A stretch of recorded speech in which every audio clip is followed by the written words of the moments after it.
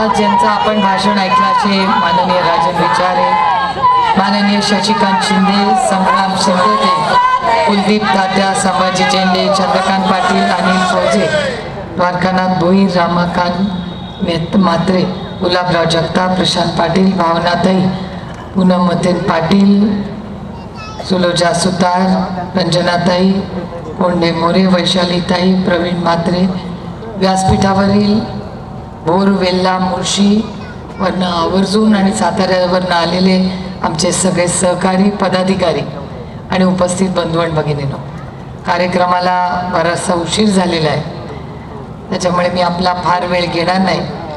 पण मी तमाम काँग्रेस आणि शिवसेनेच्या सगळ्या नेत्यांचे, माननीय सोनियाजी, माननीय उद्धवजी यांचे मनपूर्वक आभार मानते की त्यांनी आज या कार्यक्रमासाठी पूर्ण ताकदीने आज इथे जे योगदान, वेळ त्यांच्याही पदाधिकाऱ्यांनी दिलेला आहे. आणि संपूर्ण बारामती लोकसभा मतदारसंघामध्ये शिवसेना, काँग्रेस, आम आदमी पार्टी, बहुजन विकास पार्टी, त्याच्यानंतर माननीय आंबेडकरजी, समाजवादी पार्टी, अखिलेश यादव, या सगळ्यांनी जी मदत केलेली आणि सहकार्याची भूमिका आहे, याच्यात आपल्या सगळ्यांच्या आशीर्वादाने आणि पूर्ण ताकदीने आम्ही या इलेक्शनमध्ये कामाला लागलेलो आहोत. खरं तर ह्या भागात आले आणि शशिकांतजींचं भाषण ऐकून अण्णासाहेब पाटील आणि शिवराय पाटील यांची आठवण आल्याशिवाय काम पूर्ण होणार नाही किंवा कार्यक्रम पूर्ण होणार नाही.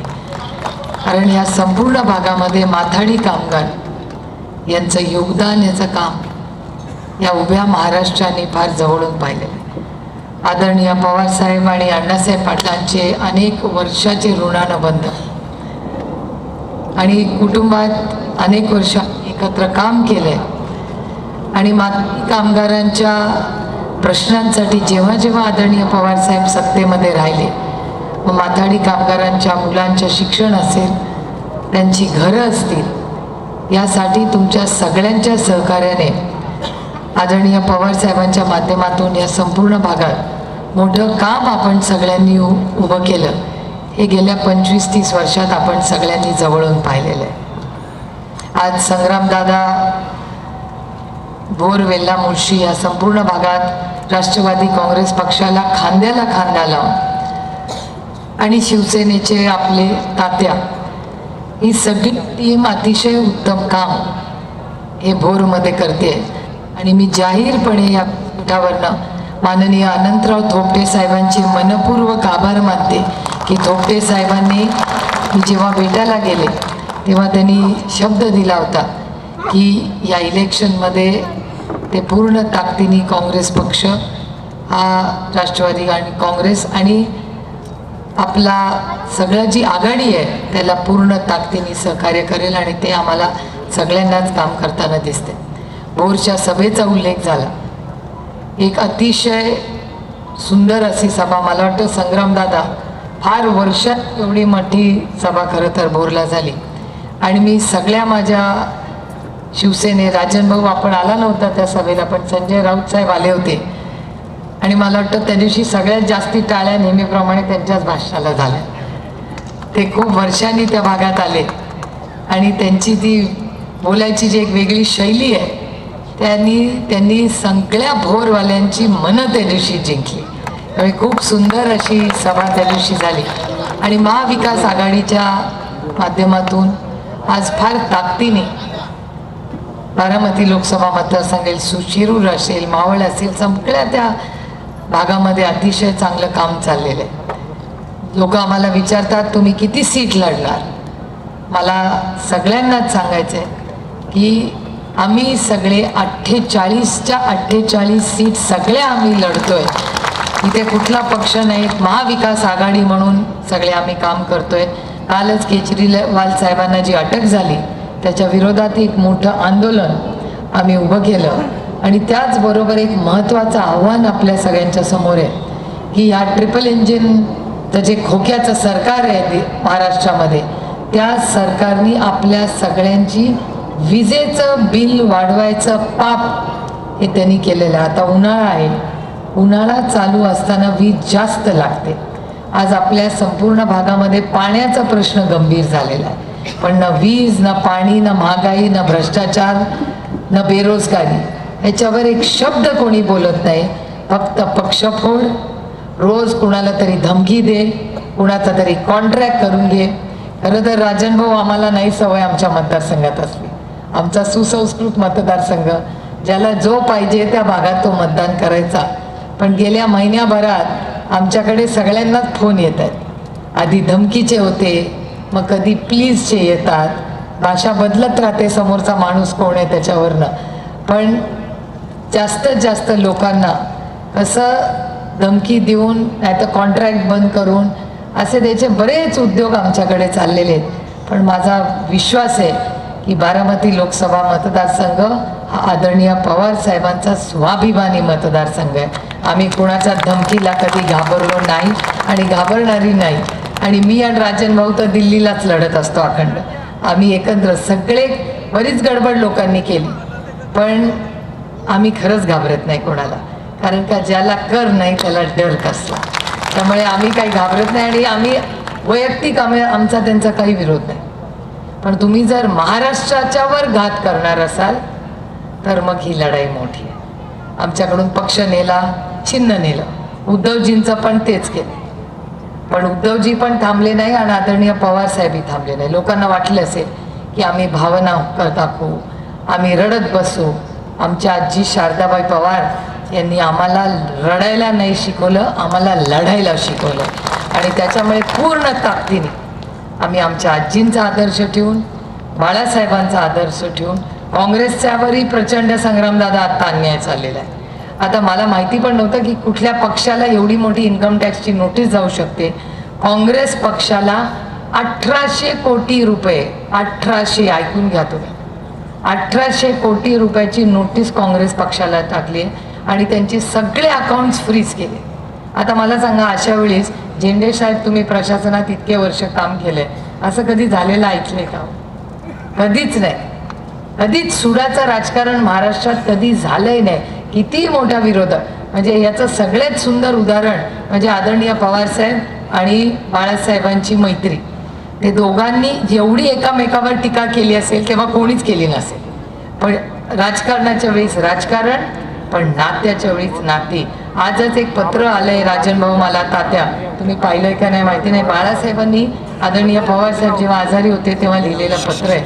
आणि त्यांनी, बाळासाहेबांनी त्यांना लिहिलंय की आपले कितीही मतभेद अनेक गोष्टींवर असतील, पण ह्या महाराष्ट्रातला पवारसाहेबांची तुमची गरज आहे आणि तुम्ही ही लढाई लढलीच पाहिजे आणि तुम्ही नक्की लवकर बरे व्हाल. आणि हे पत्र काहीतरी एक 10-20 वर्षापूर्वीचं आहे. आणि आदरणीय पवारसाहेब तुमच्या आशीर्वादाने बरे आहेत आणि आज त्यांचं वय किती असलं तरी महाराष्ट्रासाठी आज ते पूर्ण ताकदीने लढतात, त्याचा मला अभिमान वाटतो. आणि ही परिस्थिती असताना तुम्ही बघताय की आमचे विरोधक बारामतीला येतात. बारामतीला येऊन काय भाषण करतात की आम्हाला आदरणीय पवार साहेबांना संपवायचं आहे, हेच आमचं लक्ष. विकासाचं काय झालं? विकास रस्त्यातच उतरला. मला वाटतं ते ग्रस्त पुण्यावरनं बारामतीला येत होते, रस्त्यात गाडीतून तो विकास उतरला वाटतं.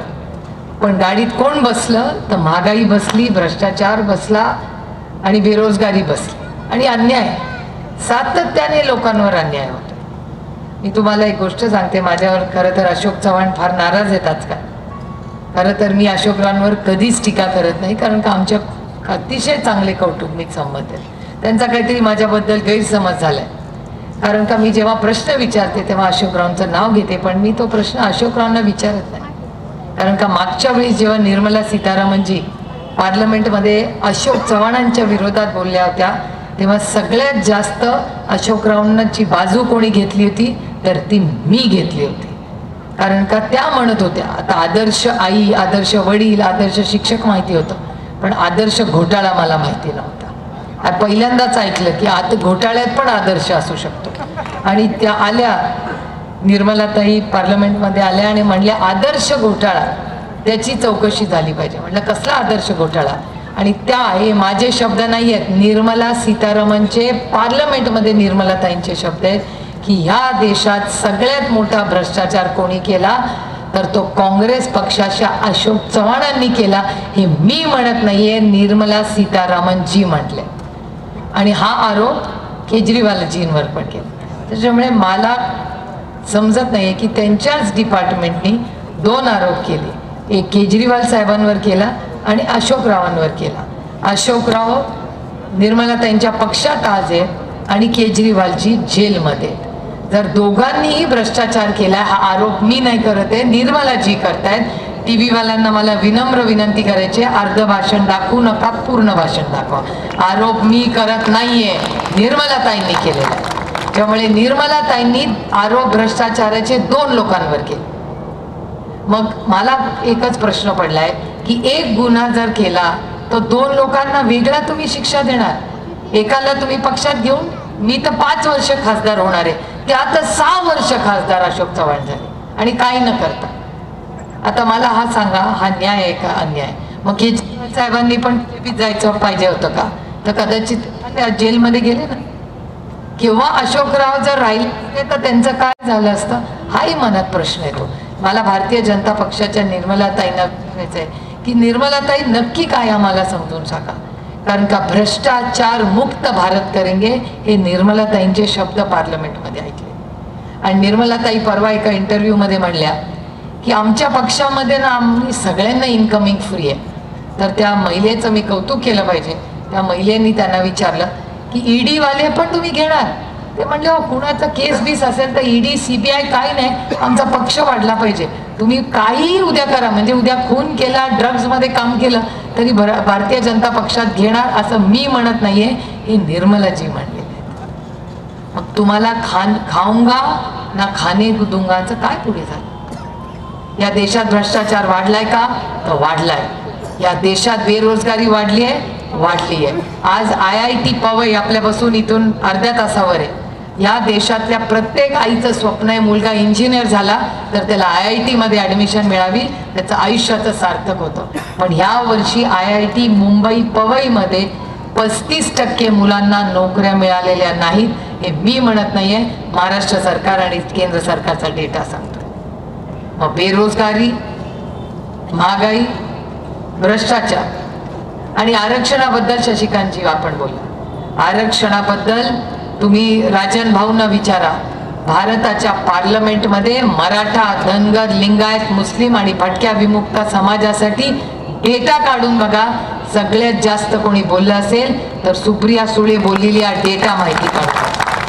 अहो, बारामतीत येऊन 10 वर्षापूर्वी म्हणले होते की धनगर समाजाला पहिल्या कॅबिनेटमध्ये आम्ही आरक्षण देऊ.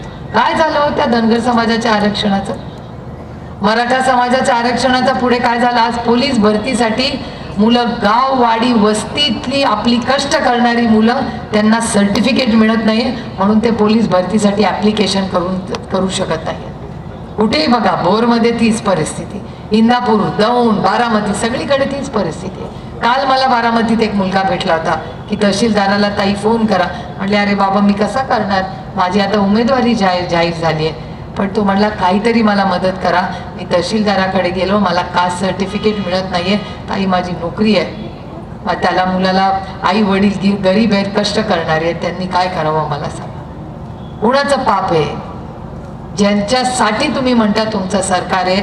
एवढी मोठी मेगा भरती, पोलिसांची भरती झाली का? नाही झाली. तलाट्यांची भरती झाली, त्याच्यात भ्रष्टाचार झाला आहे. मी म्हणत नाही, हे सगळे चॅनलवाले म्हणतात भरती कॅन्सल झाली. आज पारदर्शक कारभार आहे या सरकारचा. कशासाठी यांना मतदान करायचं मला सांगा. काय आपल्या पदरात पाडले? आपण वाशीत बसलेलो. ही वाशी कुणाच्या काळात स्थापन झाली हो? कुणाला माहिती आहे?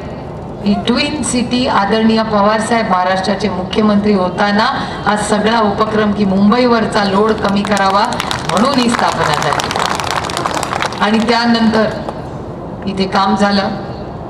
नाईक साहेबांचा उल्लेख झाला.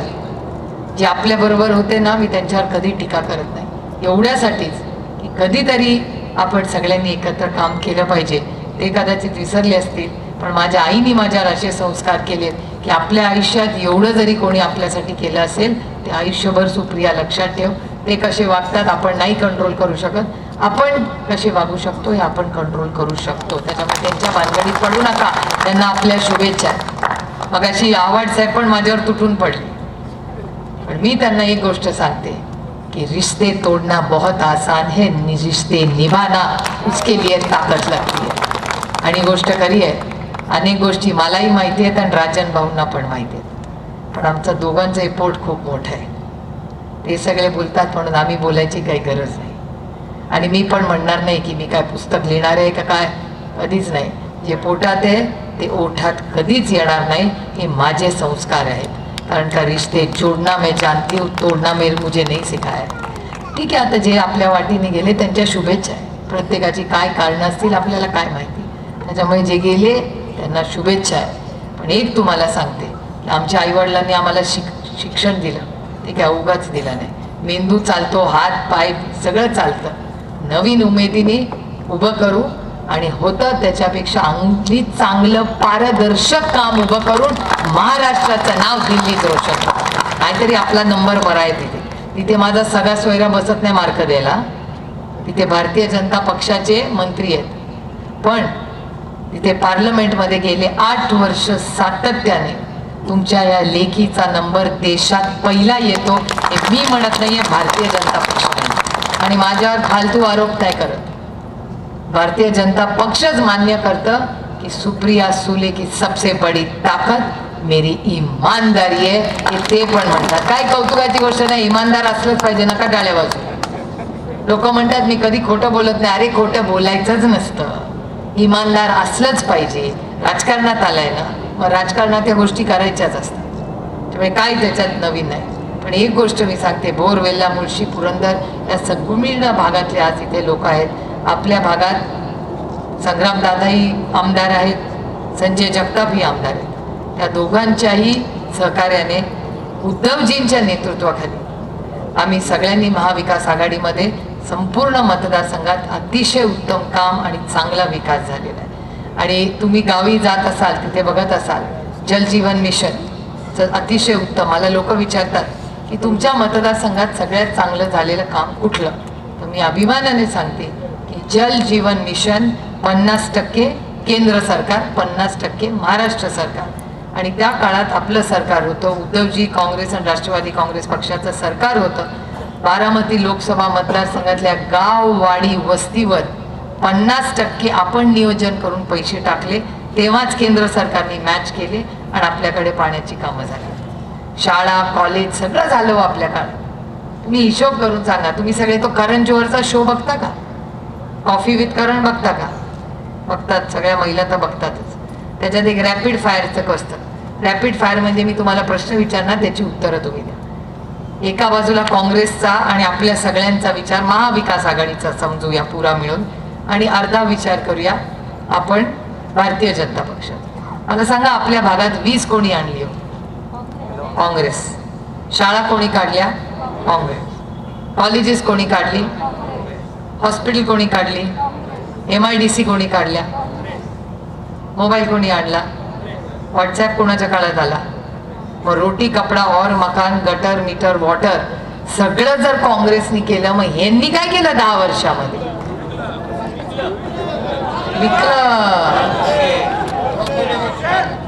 विकलंय. 2 आपलं फॉक्सकॉनचं युनिट इथून तासाभरावर आलं असतं. 2 लाख नोकऱ्या फॉक्सकॉनच्या होत्या, आपल्या हक्काच्या नोकऱ्या इथे गेल्या.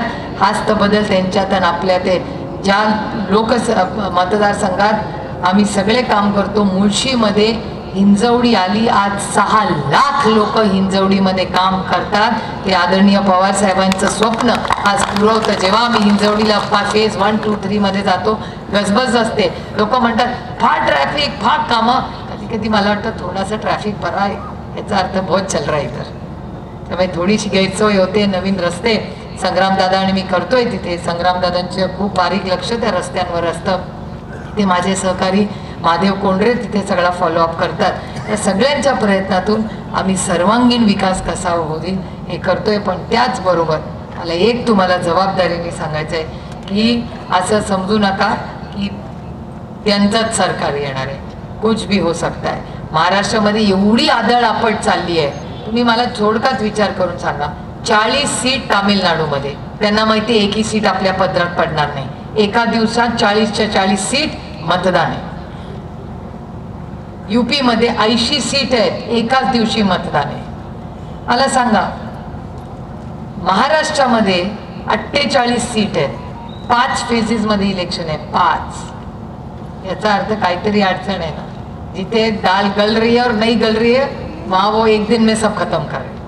पण महाराष्ट्रामध्ये त्यांची प्रत्येक सीटला आपली लढाई आहे आणि महाविकास आघाडीच्या 48च्या 48 सीट आपण पूर्ण ताकदीने लढतोय. त्याच्यामुळे कोणी असं समजू नये की त्यांना जे आधी वाटत होतं की फार सोपं आहे, एवढं सोपं राहिलेलं नाही. बारामतीत बघा ना, केवढी आदळआपट चालली आहे, याला धर त्याला धर त्याला धर त्याला धर, आणि सगळी माझ्या विरोधात एक झाले. सगळे पुरुष माझ्या विरोधात एक झाले. ईस्ट इंडिया कंपनीत झाले ना, सगळी माझ्या विरोधात एक झाली आणि मी एकटी त्यांच्या विरोधात पूर्ण ताकदीने लढते. कारण का मी एक स्वाभिमानी मुलगी आहे. मोडेल पण वाकडा. किती पुरुष सगळे एकत्र येऊ दे, माझा विरोध करू दे, काही प्रॉब्लेम नाही. आपल्या सगळे इथून पण येत आहेत तिकडे, ह्याचं मनोमिलन वर त्याचं मनोमिलन कर, इथून यावं लागतंय. स्थानिक नेत्यांचं काय जमत नाही तिकडे. इथून एकेकाला हेलिकॉप्टरने यावं लागतंय की अरे बाबा ह्याचं जमव त्याचं जमव त्याचं जमव. खरा काय करायचंय ते. माझं एवढंच म्हणणं आहे की जेव्हा हेलिकॉप्टरने आला सगळे एवढे मोठे नेते, तेव्हा जरा कांद्याच्या भावाबद्दल बोलला असता तर आम्हाला आनंद झाला असता. आरक्षणाबद्दल बोलला असता तर आम्हाला आनंद झाला असता. पाण्याची दुष्काळी परिस्थितीबद्दल बोलला असता तर आम्हाला आनंद झाला असता. पण त्यांना काही करायचं नाही. त्यांना फक्त बारामती लोकसभा मतदारसंघामध्ये येऊन आदरणीय पवार साहेबांना संपवायचा आहे. हा एकच कार्यक्रम त्यांनी घेतलेला आहे आणि तो पूर्ण ताकदीने, स्वाभिमानाने आणि सत्याच्या बाजूने आपल्याला हाणून पाडायचा आहे. हा आपल्याला आजचा कार्यक्रम आहे. त्यामुळे माझा विश्वास आहे आता अर्ध्यांची मतं इथे असतील, अर्ध्यांची तिथे असतील. आता कुणाची मतं कुठे आहेत वगैरे त्याचं नियोजन 100%. हां, आता झेंडे साहेब म्हणतात सगळ्यांनी आता 1 महिन्याची सुट्टी टाकून या. तर 1 महिना जरा जादा हो रहा है. हां, आधी तरी सगळ्यांच्या सोयीने आपण जरूर तिथे यावे. आपण आज सगळ्याच व्यासपीठावरली सगळेच मोठे नेते आज सगळ्या गावांवरनं, आज पुरंदर, इंदापूर, या आपलं भोर, वेल्ला, मुळशी, हवेली आणि पुरंदरवरून आवर्जून या सभेसाठी उपस्थित राहिले. याबद्दल मी काँग्रेस, शिवसेना, आम आदमी पार्टी, समाजवादी पार्टी या सगळ्यांचे मनपूर्वक आभार मानून आपण तुतारीवाला माणूस जे आपलं नवीन चिन्ह आहे. आता तुम्ही बघा, माझं लक्ष असतं स्टेजवरनं. आता मी बघते किती लोकांनी हातात घड्याळ घातलं.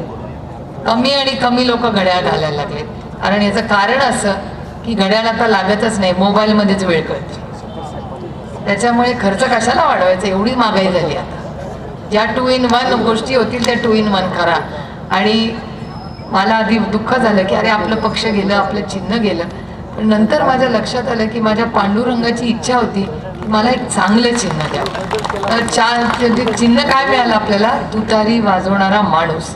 आता तुम्ही बघा, तुतारी कधी वाजते, लग्न कार्य तुतारी वाजते, नवीन शुभ कार्य, नवीन व्यवसाय तुतारी वाजते, जेव्हा काही नवीन मंदिराचा काही नवीन पूजा पाठ असते तिथे पण तुतारीच वाजते. आणि जेव्हा छत्रपती शिवाजी महाराजांनी युद्ध पुकारलं तेव्हा ही तुतारीच वाजली होती. त्यामुळे तुतारी वाजवणारा माणूस हे जे आपलं चिन्ह आहे त्याच्या शेजारचं बटन दाबून 7 मेला आपण पुन्हा या भागाची लोकप्रतिनिधी व्हायची संधी द्या, एवढीच विनम्र विनंती करायला मिळाली. पुन्हा त्या सगळ्या संयोजकांचे मनपूर्वक आभार मानून आपल्याला जय हिंद, जय महाराष्ट्र.